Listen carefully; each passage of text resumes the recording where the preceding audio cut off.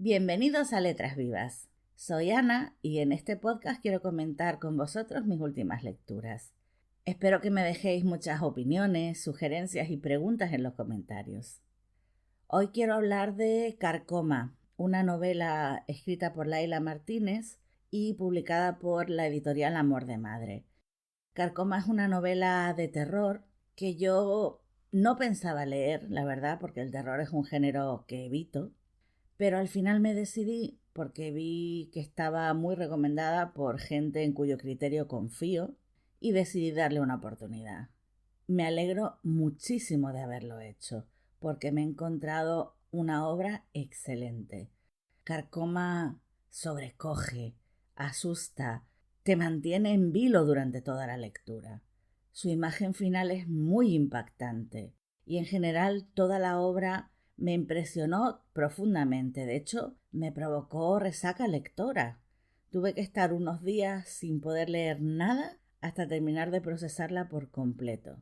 Porque la autora es muy visual y sabe jugar con el lector. La trama es muy sencilla. Se trata de la historia de una abuela y una nieta que conviven en una casa muy particular y te van contando su vida, la historia de su familia. Y bueno, también comentan que recientemente ha ocurrido un suceso un poco extraño en el pueblo donde viven. Un suceso que ya les está complicando bastante la vida. No te explican qué ha pasado exactamente. Sí que te muestran algún dato revelador, por ejemplo, un periodista que se acerca a la casa e intenta tomar fotos de la narradora más joven, pero en principio se muestran muy pocas piezas del puzzle porque Carcoma está escrita al estilo de una novela de misterio. Intenta que la intriga vaya creciendo hasta que llega un momento en que el lector necesita saber no solo qué pasó, sino quién lo hizo, cómo, si lo pillan, si no lo pillan, en fin, no puedo contar más sin destripar la novela. Sí que quiero decir que me gusta mucho cómo la autora va dejando caer en los primeros capítulos pequeños detalles que se cuentan como de pasada, como si no tuvieran importancia, pero que al final serán claves para entender todo el conjunto de la historia, para armar todo el puzzle. Otra cosa que admiro mucho de Laila Martínez es que ha conseguido reinventar la figura de la bruja. ¿Por qué digo esto? Pues por la forma en que construye el personaje de la abuela, una de las dos protagonistas y narradoras. Esta abuela es una mujer totalmente del siglo XXI, es una mujer moderna que utiliza la tecnología, que vacuna a sus mascotas, en fin, no se parece en nada a la típica bruja medieval, pero tampoco es una persona normal. De hecho, tiene algunos poderes bastante sospechosos. En primer lugar, sabe maldecir a sus enemigos con mucha eficacia. Cuando prepara uno de esos atados mágicos, la persona maldita siempre sufre algún daño, tiene un accidente, pierde algo importante o le pasa algo malo. Nunca falla. Por otra parte, esta señora a veces cae en un trance y cuando vuelve en sí y recupera la conciencia, asegura que ha estado hablando con la mismísima Virgen, nada menos. Claro, hay que reconocer que ninguna de las dos narradoras es fiable, así que el lector puede tener dudas legítimas de si verdaderamente aquí está ocurriendo algo sobrenatural, algo misterioso, o si simplemente las protagonistas tienen algún tipo de trastorno o de enfermedad mental y por eso ven el mundo de esta forma tan peculiar. En cualquier caso, sea verdad o no que esta señora habla con la Virgen, lo que es indudable es que cuando despierta del trance sabe cosas que antes no sabía. Por ejemplo, a veces la Virgen le revela que alguien del pueblo va a morir pronto, otras veces le indica dónde está enterrado el cadáver de una persona desaparecida. Siempre son noticias que muy poca gente conoce o que incluso nadie más conoce. Como toda bruja, esta señora tiene muchos gatos, los cuida, los quiere mucho, tiene una relación muy bonita con ellos, pero sobre todo lo que más me ha convencido de que Laila Martínez intentaba que viéramos a una bruja en esta abuela es su relación con los vecinos, porque todos acuden a ella si necesitan algo, pero después a sus espaldas no dudan en criticarla, en inventarse rumores y mentiras, en difundir bulos sobre ella y sobre su nieta en las redes sociales. Y bueno, cuando ocurre este suceso misterioso que comentábamos antes y el pueblo se llena de periodistas, los vecinos no pierden ocasión de conseguir sus 5 minutos de fama y se dedican a criticar a estas dos mujeres delante de las cámaras todo lo que pueden. Alimentan el sensacionalismo y al final mucha gente que no ha pisado el pueblo en su vida y que no ha hablado con ninguna de las dos protagonistas tiene la sensación de que las conoce. Esta es una crítica muy oportuna a el tipo de periodismo carroñero que está de moda hoy en día y también al uso de ciertas redes sociales que crucifican a la gente sin conocerla de nada. Me parece muy oportuno porque me despierta esa misma sensación de agravio, de injusticia, de compasión que siento cuando leo sobre el juicio a una bruja medieval. A ellas les pasaba algo muy parecido. Sus propios vecinos, a los que intentaban ayudar con sus hierbas medicinales o con sus pócimas, una vez conseguían lo que querían, se iban directos a la Inquisición a denunciarlas y a pedir que las quemaran vivas. Con esta modernización de un drama tan clásico, la autora me ha ganado por completo. Y lo mismo digo con respecto a su versión de Las Casas Encantadas. Ya antes mencioné que las narradoras de Carcoma viven en una casa muy peculiar. Lo que no dije es que esta casa está llena de fantasmas y de espíritus, a los que, por cierto, ellas no les tienen ningún miedo. Conviven pacíficamente con esas sombras, como las llaman, porque estas presencias sobrenaturales nunca han intentado hacerles daño. De hecho, algunas de ellas dan mucha pena. Por ejemplo, cuando la abuela habla sobre los fantasmas de los desaparecidos durante la Guerra Civil, que además describe de una manera espeluznante. Habla de sus dientes rotos, de las huellas de tortura y cuenta que esos espíritus cuando llegaban a la casa estaban tan aterrorizados que se escondían durante meses en las ollas de la matanza antes de atreverse a salir y ya a vivir normalmente en la casa con los demás espíritus. Esto me parece un detalle muy original, una casa encantada en la que los fantasmas no dan miedo, pero sí que sienten miedo. Otra cosa por la que creo que Laila Martínez reinventa la casa encantada es porque, por lo que he podido documentarme en internet, este fenómeno se produce cuando en la casa ha habido violencia, personas torturadas, un crimen y bueno, sí que en este edificio se produjo un asesinato, pero ese no es el origen del terror. De hecho, la casa en la que viven las protagonistas de Carcoma ya estaba embrujada desde que se empezaron a poner sus cimientos, desde que se empezó a construir, mucho antes de que nadie viviera en ella. Y la autora explica cómo y por qué sucedió esto de una manera muy coherente que me gusta mucho porque no deja ningún cabo suelto. Si los fantasmas no asustan, ¿por qué digo que Carcoma es una novela de terror? Pues porque la casa resulta terrorífica por otros motivos. Primero, porque da la impresión de que respira, de que tiene vida propia, de que incluso tiene una personalidad. A veces da la sensación de que las paredes de repente se abalanzan sobre las protagonistas y las oprimen. En general, durante toda la narración persiste una sensación de claustrofobia. Cuando llegas a la mitad de la novela, estás deseando salir de esa casa, porque las descripciones producen agobio y mucha incomodidad. Además, en todo momento las propias paredes de la casa resuman odio, rencor, malas energías.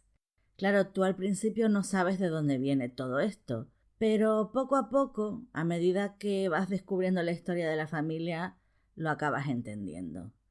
La casa está hambrienta, la casa sabe que la familia le debe algo y no va a perdonar esa deuda. Nuestras protagonistas tendrán que pagar como ya lo hicieron todos sus antepasados. Y hasta aquí puedo leer, no puedo decir más, sin desvelar demasiado, porque realmente la novela es muy corta y es muy fácil hacer spoiler. Así que mejor pasemos a hablar de los temas que trata Carcoma. El primero y el fundamental es el de la pobreza estructural de España. La novela se remonta a principios del siglo XX y describe cómo algunas familias subsistían en unas cuevas de montaña, en condiciones inhumanas, sin educación, sin sanidad, sin ningún tipo de derechos, muriéndose de hambre. Lo más interesante de esta parte de la historia es cómo describe la completa falta de empatía y de solidaridad de los vecinos, de los habitantes del pueblo, que sabían que esas personas necesitaban ayuda y se negaban a dársela. Hay incluso discriminación entre los pobres, porque los pobres de primera no querían rozarse demasiado con los pobres de segunda para que no se les pegasen sus piojos ni su miseria. Esa España rural, paupérrima, de ricos muy ricos y pobres extremadamente humillados, tiene mucho que ver con el origen de esta casa encantada, tiene mucho que ver con los odios y los rencores que la habitan. Pero no solo se relaciona con el pasado de la casa y de la familia, sino también con su presente, porque a medida que pasan las generaciones y la sociedad supuestamente evoluciona, esta lucha de clases y esta discriminación social se va maquillando, se va disimulando, pero no desaparece. Evidentemente, ahora en pleno siglo XXI, la cosa ya no es tan grave como en aquella época del caciquismo extremo, en la que bastaba una mirada de los terratenientes para que la Guardia Civil te moliera a palos y te dejara moribundo tirado en el bosque. Ya no se pueden permitir este tipo de abusos tan impunemente. Ahora como mínimo tienen que aparentar o fingir que respetan los derechos humanos. Pero lo cierto es que los ricos siguen pudiendo hacer lo que les apetezca. Los ricos pueden explotarte, pueden humillarte impunemente sin que les pase nada. Porque la realidad es que en pleno siglo XXI, en España, la ley no es igual para todos y la justicia brilla por su ausencia. La familia protagonista de Carcoma, para su desgracia, no ha tenido más remedio que interactuar con ese clan rico y poderoso que domina, que gobierna el pueblo. Generación tras generación, todas las mujeres que han nacido en la Casa Encantada han tenido que sufrir bajo la prepotencia y bajo la tiranía de estos ricos, que son los que mandaban en el pueblo y que se creían con derecho a hacer cumplir su voluntad porque sí. Así que es normal que esta novela contenga muchos ejemplos de abuso y de esclavitud laboral de los que se siguen produciendo hoy en día. Lo más curioso es cómo la novela insiste en que las generaciones más jóvenes siempre discuten con sus madres, les intentan convencer de que las cosas han cambiado, de que ya no hay peligro en acercarse a esa familia rica.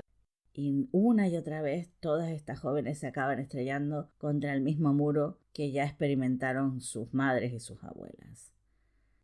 El segundo tema importante que trata Carcoma es el de la violencia machista. Y lo hace muy bien porque deja clarísimo que este tipo de agresiones se producen en cualquier clase social. Las mujeres ricas también tienen que tener mucho cuidado con el hombre al que escogen, porque, como dice la narradora más joven, le puede salir un celoso violento que cabe su tumba. Habla directamente de los asesinatos machistas. Y no solo lo menciona en este comentario, sino que Carcoma presenta el caso de una joven que tenía 2 novios, una noche salió de fiesta y simplemente desapareció. La policía investigó el caso, pero no consiguió descubrir qué había ocurrido y aunque ambas narradoras dejan muy claro que esta joven está muerta porque ellas han visto su espíritu, la realidad es que los 2 hombres siguieron adelante con sus vidas, se casaron, tuvieron hijos y aquí no ha pasado nada. Ellos no tuvieron ninguna consecuencia, aunque evidentemente uno de ellos es el asesino. Y este tema enlaza a su vez con una reflexión que me impactó especialmente porque me llegó a la conciencia, realmente me hizo plantearme mi propia actitud. Si la misma desgracia, vamos a poner el caso este que hablábamos de la desaparición de una hija o de un hijo, me da igual. Imagínate que a dos familias se les desaparece un hijo. ¿Se tratará el caso igual? ¿Tendrá el mismo impacto el de la familia pobre que el de la familia rica? Desde luego que no, porque el tratamiento mediático y el comportamiento de la opinión pública sería diferente. El poder de la imagen es innegable. Si una desaparición pasa en la familia rica, lo vemos como algo que no tendría que haber ocurrido, como una cosa excepcional. Si pasa en una familia pobre de un barrio bajo, es inevitable pensar qué triste, qué horror, ojalá eso nunca hubiera ocurrido, por supuesto. Pero al fin y al cabo, bueno, ya sabemos que estas cosas pasan. Y es verdad, yo misma he juzgado con diferente rasero y ahora lo veo y me avergüenzo. Pero son cosas que si no te ponen el espejo delante, que si no las lees aquí negro sobre blanco, como en esta novela, a lo mejor no te das cuenta en tu vida. Te las tienen que decir. Y todavía hay otro tema interesante en Carcoma que en este caso me llama la atención precisamente porque no se menciona, porque se obvia por completo. Es el de la paternidad de la narradora más joven. Es curioso porque la historia no menciona en ningún momento quién es su padre. Es como si ella se hubiera generado por esporas y hubiera aparecido allí, de la nada. Pero en algún momento sí que la autora da pistas de quién podría ser su padre. Y cuando te paras a analizarlas y dices, madre mía, si de verdad su padre es esta persona, eso te hace vivir la novela incluso con más terror, con más intensidad, porque dices, si esto es verdad, si esta persona es su padre y lo sabe y es capaz de actuar como está actuando, entonces es que la maldad humana no tiene límites. Todos estos temas son muy interesantes por sí mismos. Ya sabéis que a mí lo que más me gusta leer es crítica social y me entusiasma encontrarla en cualquier formato, ya sea en ensayo, ya sea en novela, en crónicas periodísticas, me da igual. Pero en el caso de Carcoma no solo son interesantes, sino que además son la clave de la novela. Porque en esta historia el terror no está en lo fantástico, sino en la realidad, en la vida cotidiana. Lo que asusta no son los fantasmas ni los extraños poderes de la abuela, sino precisamente esa sensación de que las mujeres protagonistas están atrapadas en una vida que no han elegido, están atrapadas y no tienen la menor posibilidad de salir de esa situación de servidumbre. Siempre estarán abajo, siempre serán ellas las maltratadas, las humilladas. En definitiva, el terror de Carcoma se basa sobre todo en las desigualdades sociales, la desigualdad de clases, la desigualdad de sexos, las desigualdades económicas. Claro que los elementos sobrenaturales tienen un peso en la trama, también cumplen una función, pero ni siquiera ellos pueden llegar a ser tan horribles como la maldad humana. Eso es así de simple. Y por eso la novela es tan efectiva. Carcoma es un prodigio literario, porque todas y cada una de sus páginas provocan alguna emoción. Es imposible relajarse en ningún momento de la lectura. De hecho, es complicado hacer una pausa. Yo la leí de un tirón porque no quería despegarme de sus páginas y necesitaba averiguar ya quién había hecho qué. Además, la alternancia de las narradoras hace que la historia sea aún más interesante porque cada una tiene una voz, una personalidad, un tono distintos, cada una transmite una emoción diferente, provoca una reacción diferente en el lector. Son tan repulsivas como dignas de compasión. Y ninguna de ellas es una buena persona, pero aún así no puedes evitar empatizar o incluso identificarte con alguna de ellas en algunos momentos. Si a eso le sumas el misterio, los giros inesperados y esa atmósfera tan bien descrita que se te mete dentro, que te transmite toda la angustia y todo el odio que se respira en esa casa. La mezcla de todos estos ingredientes te da una novela casi perfecta. Y en mi caso ha merecido mucho la pena el mal rato y el yuyu que me ha dado su lectura, porque reconozco que en algunos momentos lo he pasado mal, pero aún así me alegro muchísimo de haber leído Carcoma. Es más, os digo que me estoy planteando muy seriamente instaurar una nueva tradición de Halloween y leerla cada año por esta fecha. No sé si lo haré o no, en cualquier caso lo que seguro que haré será releerla cuando pase un tiempo. Es una novela que merece una segunda visita. Tengo la impresión de que en una segunda lectura, cuando ya no tenga ese ansia por saber qué ha pasado, podré descubrir detalles que la primera vez se me pasaron por alto, pistas para la resolución de este misterio que la autora ha dejado y que seguro que yo no he visto, por el ansia por la velocidad a la que devoré la novela. Y sobre todo me apetece volver a disfrutar del poder que tiene Laila Martínez para sacudir mi conciencia, para metérseme dentro, para hacer que me cuestione a mí misma y, ¿por qué no?, para hacerme sentir terror, porque al fin y al cabo la literatura lo que tiene que conseguir es que el lector sienta, y esta novela eso lo hace de maravilla. ¿Qué opináis vosotros? ¿Habéis leído Carcoma? ¿Os gustó tanto como a mí? ¿O tenéis alguna opinión diferente? Contádmela en los comentarios, así podemos debatir sobre la obra. Por mi parte, esto ha sido todo. Si queréis más reseñas o recomendaciones literarias, podéis seguirme en Twitter. Mi usuario es @letrasvivas_77. Muchísimas gracias por escucharme. Yo volveré dentro de 2 semanas con un nuevo episodio. Hasta entonces os deseo felices lecturas. Un abrazo para todos.